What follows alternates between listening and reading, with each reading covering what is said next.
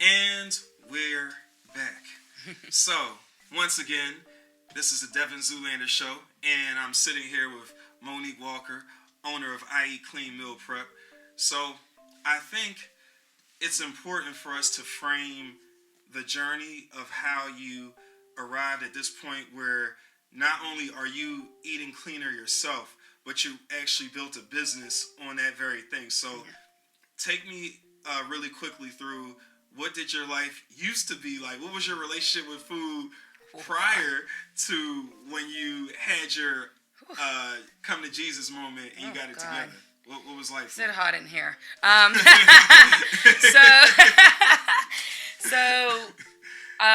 I come from a long line of unhealthy lifestyle choices. All right. I won't even say a long line. Up until I graduated from high school, I never partied. I never was like big on the party scene or drinking or anything like that. Mm-hmm. I would just eat like your normal, like at mom, like dinners, mom always cooked things like that. So moving out and being with somebody and we both didn't have the money, I was starting to like order out a lot. We would split wings a lot. Like, we would eat pizza a lot together. Like, we're two kids in our first apartment, basically. The food choices were not always great. And then when you did get like stuff like from food stamps or SNAP, things like that, you would like start cooking. But the things I was cooking were like, those good old fat foods, not frying chicken, but I might be baking and I'm making mac, I'm making corn, we're throwing things on the grill, we got ribs, it's just eating in excess like that. I ended up getting big, and I worked at the nightclub at the time. I started working at the nightclub during that relationship, and drinking, staying up till 4 a.m., 5 a.m., like 3 days a week, 4 days a week. Man, this is getting hot here. Yeah, right? Am I touching base on some things that sound familiar? Yeah.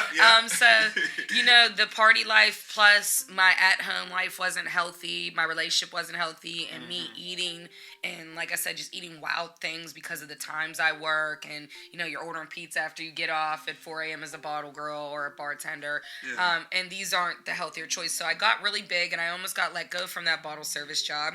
They basically told me that if I didn't lose weight, I would lose my job.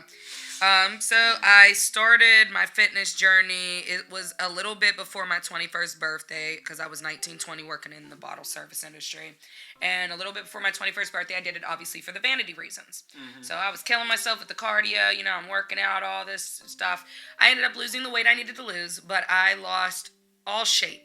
And I say that because there was no muscle being built under that. Right. So when people lose weight and they're juicing and they're doing all these things to lose weight, please understand that if you are not building any muscle and not supplementing the build of the muscle, not just with your workouts, with the food, when you strip that fat away, you are going to be real flat looking, is what I like to call it. You don't look like you have full tone muscles. Yeah. Like, how you see people and their muscles are so full and you're like, they looking like they're in really good shape. Yeah. And, it's because they supplement themselves with the right food, water, plus the workouts. And that's what creates that look that bodybuilders are chasing after. It's the combination of the things that create this along with the diet cutting.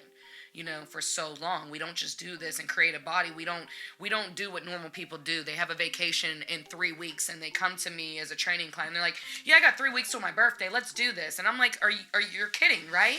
You're kidding, right? No. We're not doing anything. We're getting started, basically. So It's funny when I hear these comments of, I have 20 days to do this or do that, and they're like outlandish goals. I'm like, you don't understand how this really works. Yeah. It's a process, and it's something that you're just going to have to be patient with. You're going to have to be patient with your body and trust that it's going to do what it needs to do to metabolize and give you the results you want. But I say that because I lost all that weight, and I didn't like how skinny I was. Like, I had a skinny look, and I'm not a skinny girl. Like, naturally and genetically, I'm not skinny. Right. There's obesity that runs in my family on both sides, to the point where on my mother's side, her mother had gastric bypass. So I have extreme obesity genes, and I'm the type of person, if I don't work out, I will get big. I know this. I've gotten big twice already. So after that, I lost all the weight, and eventually I gained some of it back, but I started working out and stuff like that, and I met a group of like power lifters almost up in Monroeville, LA Fitness. Yeah. My boy BJ, who owns AMM Nation, it's like a supplement. It's a black-owned supplement company. Yeah. So that's something to like look into as well if people are looking for nutritional supplements. That's like the only black-owned company that I know in Pittsburgh. But yeah, so I met him and he invited me. He's seen me working at the gym, 5 days a week, like going hard. But obviously I wasn't working smarter and I wasn't lifting properly. So he invited me to work out with him and his group. And I instantly became addicted to literally lifting heavy things. But powerlifting didn't give me the body that I have now either. So after a couple years of powerlifting, I kind of not even a couple years, after a year of working out with them almost, we kind of branched off in different directions, and I kind of was lost in my journey a little bit.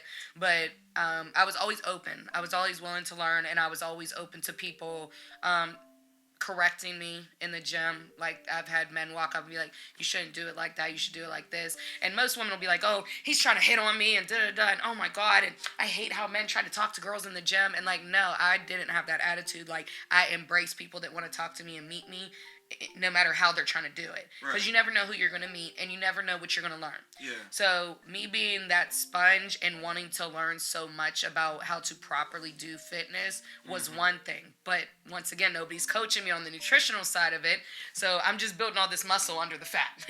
I'm still eating 2 turkey burgers in one sitting. I'm eating fish, but it's at a restaurant. It's covered in butter.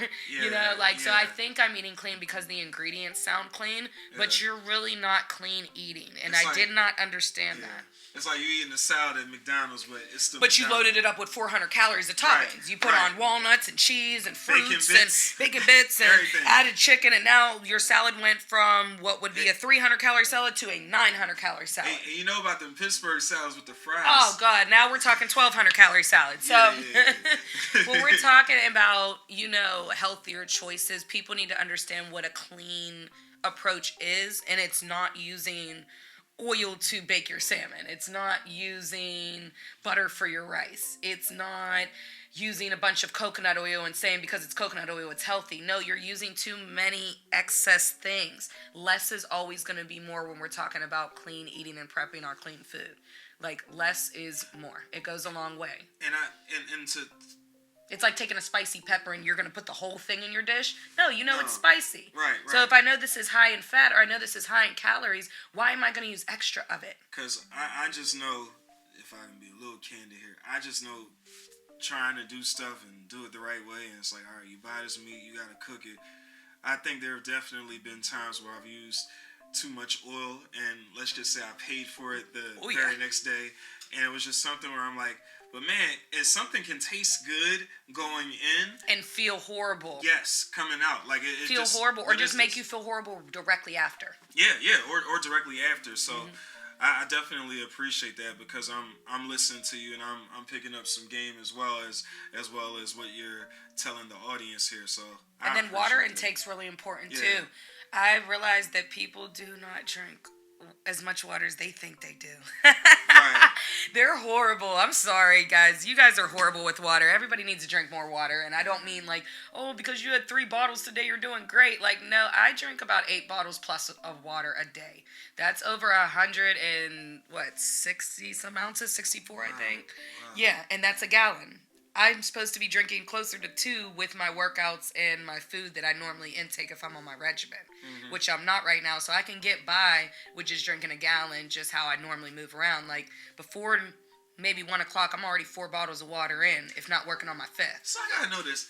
How do you manage that with going to the bathroom and all that? How do you... Your body gets used to it, like anything. At first, when you first start drinking excess amounts of water, of course your body's going to start dumping it. You're going to go to the bathroom, but eventually your body starts recognizing, hey, I don't need to flush this out right away. I can use this because obviously you're going to be working out more. Your body's going to use that for hydration, for your muscles, for repair, for recovery. So me worrying about I'm going to be running to the bathroom for the rest of my life is the least of your worries. Right. That's not true. You're going to go to the bathroom at first, the first week or two, it's going to be a lot of water because you haven't been taking this in. But you're flushing things out too. Your body is urinating and defecating because it wants to get rid of things. It's detoxifying almost. And even when I tell people when we drink alcohol, for every 1 ounce that you have of liquor or every 1.5 ounce of liquor, you're supposed to have a full bottle of water. That's 17 ounces. Nobody's doing that. So from the moment we have 1 drink, we're already dehydrated. Yeah. And even this dehydration plays a role in our digestion. Like with the water or with the amount of food that you'll increase to eat as you work out, you need to be increasing your water so it can digest that food. It needs the fiber. It needs the water. And that's why earlier you mentioned something about sodium intake, and you said while it is important to bodybuilders or people that's trying to stay in shape or get in shape, still if the water intake isn't correlating with it. Yeah, everything goes hand in hand. Yeah. Water and food, working out, plus cardio, plus sleep. Yeah, like you were sleep. Saying. That's a big thing I got to get better at. Yeah, and you will start, it's hard, the later we stay up, of course you're going to end up hungry. And I have clients, this is another thing that I don't like, is when people think that they have to cut their food off at a certain time. I've had training clients that have lost, I had a woman that I did training with all last year during COVID, a little bit before COVID actually, but particularly during COVID, and she has an overnight job, and we helped her lose over 60 pounds in the past year, and she eats overnight. And we get results every single week. Yeah. We have more and more results. We have a completely different body composition for her. She looks like a completely different person. Right. So that's why you can't just tell people that, you're eating too late or something. Yeah, just cut it off at 7. It's fine. The body doesn't recognize time like that. It doesn't know that it's 7 o'clock on the dot. All right, the body's just telling you, hey, you didn't nutritionalize me today. I'm still hungry.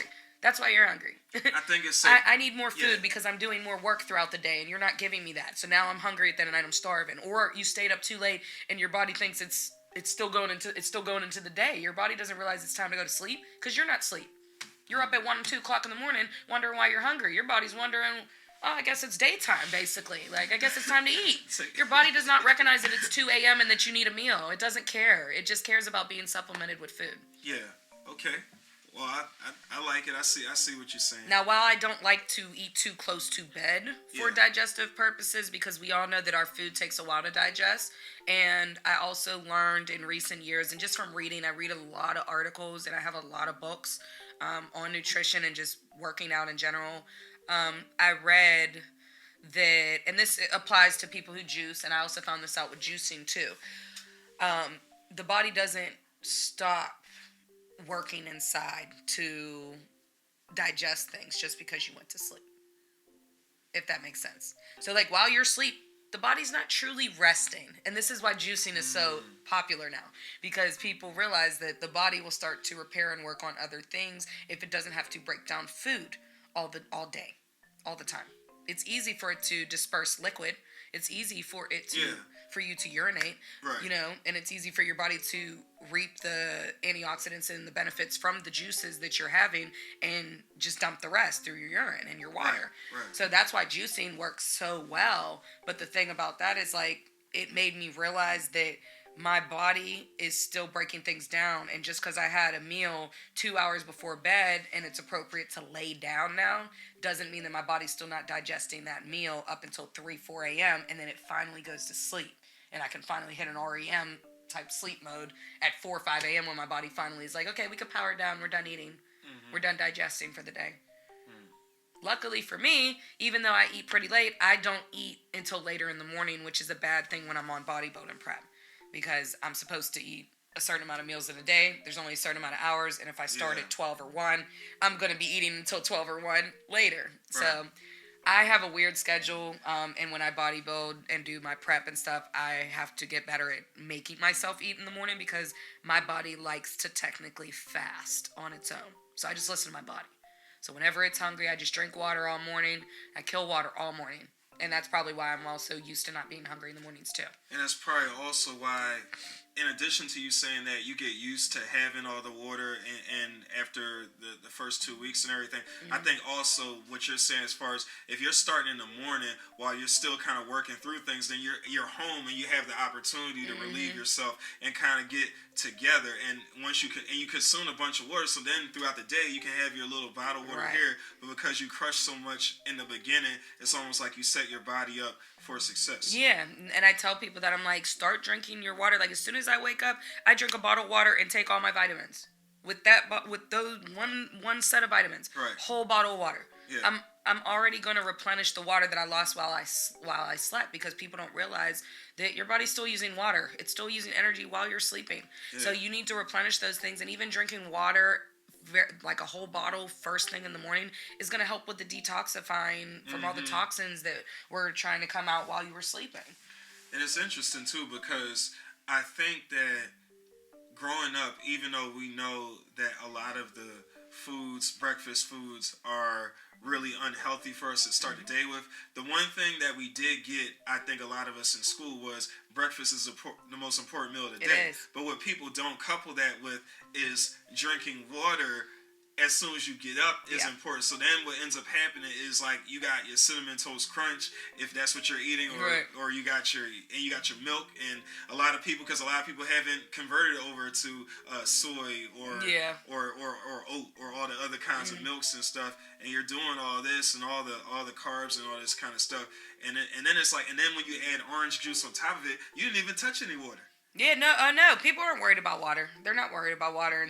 And even like when you get that 2:30 feeling most of the time in the middle of the day, a lot of people get it, especially if you have like a desk job, things like that. Like 9 times out of 10, you're not hungry, you're thirsty. 9 times out of 10, you have a migraine because you're dehydrated. 9 times out of 10, you're sluggish because you're dehydrated. You're tired. Your body is like, yo, I need water. My organs are working, and they are so dry. So it slows things down inside, which slows things down outside. Yeah.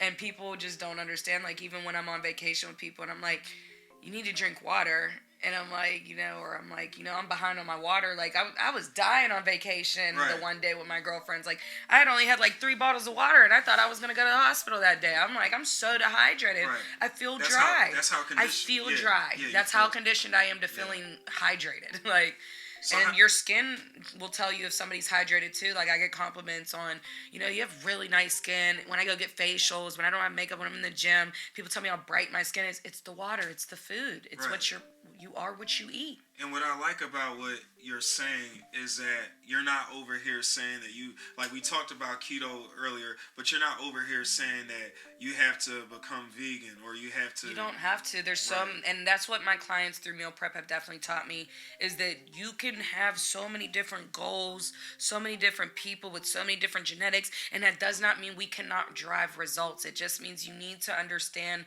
what works for you.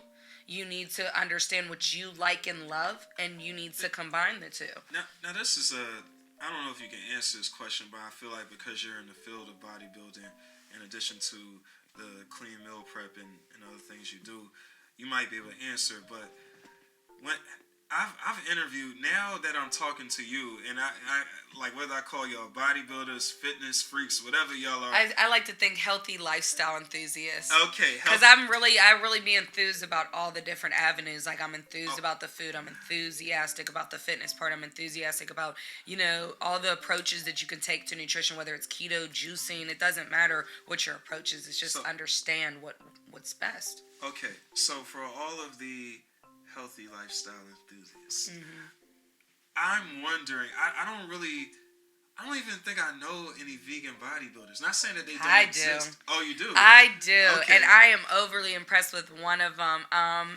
Man. His name, let me pull it up on Instagram. I love this guy because he is the epitome of the fact that you can be vegan and be completely in shape and look completely like a bodybuilder. Even though he doesn't bodybuild, but he is vegan. And unfortunately, he doesn't live here anymore. Oh. Unfortunately, he moved to Colorado. He used to do vegan meals here. There's another vegan guy that's really in shape too. It's called Veggies and That, or Veggies and That, is what it's called. Okay. His name, I think his name is Talib that owns that, if I'm not mistaken, is his name. But he has amazing vegan meals as well. And they're both vegan men that I know are really, really in shape. So Veggies and That is just like Pittsburgh-based vegan guy catering. He makes like more like restaurant-style dishes, like really, really creative things. The Colorado one is called That Vegan Dude. Okay. CO for Colorado, or CO. Okay.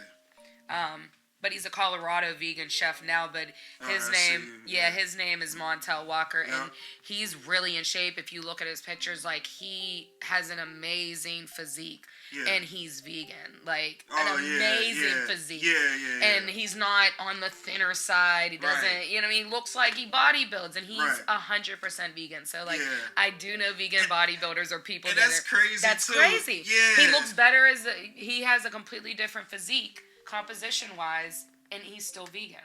Wow. And it's not to say that you can only get that from physique from being vegan, because we can all bodybuilders accomplish that through many different diet approaches. It's just, you have to understand about nutrition and what your body needs. Because at the end of the day, what I'm really gathering from listening to you is that regardless of if you're vegan or if you're on keto or if you're pescatarian, whatever people are doing, regardless of what the genre is, if the water intake, the sleeping, and all that other stuff that you're talking about, all those other factors aren't in alignment, then no one's going to be able to get on the stage. No, not at all. Right. You're not, or if you do, you're not going to do too well. You're not going to look too well, and it shows. It shows who does the work. Yeah. It shows. That baby oil kid. The proof is in the pudding. The proof is in the pudding. It doesn't matter. We're all lubed up. We're all tan. We all did cardio. We all did workouts. It depends on who did what they were supposed to do outside of that. Oh my gosh. So it does not matter, and it's like, you know, even for normal people, like, I have hybrid clients that. I had a woman that was excessively working out to the point where I was concerned for her mental health, her emotional health. We talked about her unhealthy eating habits, not as necessarily in a way that she eats bad food. She eats clean food and restricts her diet so much that she's barely eating what she needs to eat. And she's like outputting work and energy that athletes put out for football. Like, she's talking about, she walks her dogs twice a day. She does yoga twice a day. She does an hour lift every day. She'll do boxing 4 times a week. Like, we're talking about, I'm not going to name her, you know, but we're talking about an extreme amount of exercise that even bodybuilders aren't accomplishing. And she's literally eating like 1,200, 1,300, 1,400 calories a day, when she should be eating like close to like 3,500 and up probably for her amount. Yeah. When I did her outline, technically what it said she should be eating for the amount of work that she puts out, energy-wise, outputs, she should be inputting about 3,900 calories, 3,800 calories, something around there, which is a super high calorie diet. That's like I said, football players are eating that. That's why they're able to eat a whole pizza. That's why they have to eat more so that they can accomplish what they're outputting, like, you know, for their real results. Yeah. Wow. But yeah, somebody even just like that, like, you can be working so hard and not getting anywhere and just hitting those plateaus and staying on the same level. Yeah. And then she gets with me for 2-3 weeks and she's coming down, she's getting leaner. She, you know, we're more focused on, you know, building things that aren't built, that she necessarily wasn't even focusing on because she can't see them. They're out of sight, out of mind, specifically like your whole backside. Yeah. Like, people think they're working on their back, but there's so many muscles back there, you know? Yeah. Or people don't neglect their hamstrings or glute area because unless you're a girl, because they don't see it. It's out of sight, out of mind. You're not really looking at it, especially for men, you know? Yeah. So it's like, it's great if the whole top's all in shape, but what about the bottom? You know, there's going to be a disproportion, which is going to lead to injury eventually if you're going to be lifting heavy and doing those things into your older age and years. Right. But, so essentially what you're saying is that there's more to building your, I guess, back porch, if you will, than just doing squats. Definitely. It's a food supplement for sure. Yeah. It's definitely going to be food. When we're building muscle in general, like I said, it's just whatever your results are, you're going to need food, you're going to need sleep, you're going to need water, and you're going to need to put in a little bit of exercise. Whether that's just cardio with a little bit of lifting or straight strength lifting with a little bit of cardio. And what I'm learning as someone that isn't a bodybuilder, that isn't, I have some weights in the back that still have tags on them. But anyway, but as someone that isn't in that lifestyle, but as someone that, I'll give you an example. So here's what I'm trying to say. I never looked at NASCAR as a sport until I started Uber driving. Because once I started Uber driving, I realized the amount of water and the amount of breaks and the amount of food and all this kind of stuff. It's like, I'm exerting. I didn't realize how much I'm looking over my shoulder, how much I'm doing. Driving. It's just like the mental capacity that you have to do to be able to do this. And like we're talking about repetition. It's like, all right, if you want to make money, you can't just be like, all right, I'm gonna do one trip and I'm gonna chill. It's like, no, you got to keep going back to back. And just with doing all that, I'm realizing that even though I'm not a bodybuilder, I even need the food and the proper amount of water and all that kind of stuff inside of me so that I can function. As a regular person, we all need a certain amount. It's just about figuring what those amounts are and not being excessive. And even when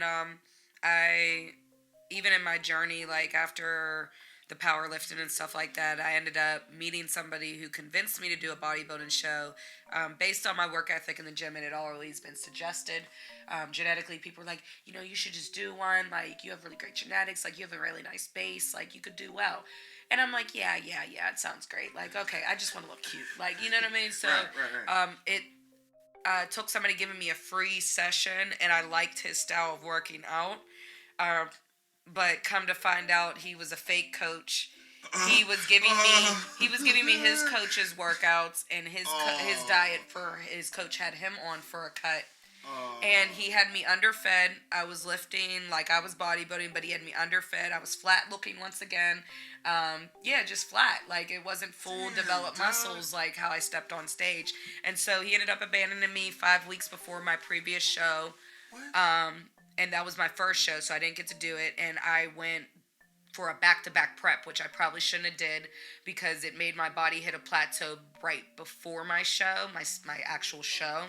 I ended up I asked people around. I got a really, really good secondary coach, and he was amazing. He was everything I needed for my first show. He was patient with me. He was informative. He was my support. And he still is. He even told me that he would do a show with me just for fun because he doesn't do it anymore. So, so we did a show, and I looked phenomenal. I looked great. My muscles were full. My posing sucked because I didn't practice posing enough, and I didn't understand that, but that's just something that's going to come with the sport. You just need to practice posing and have a better posing coach.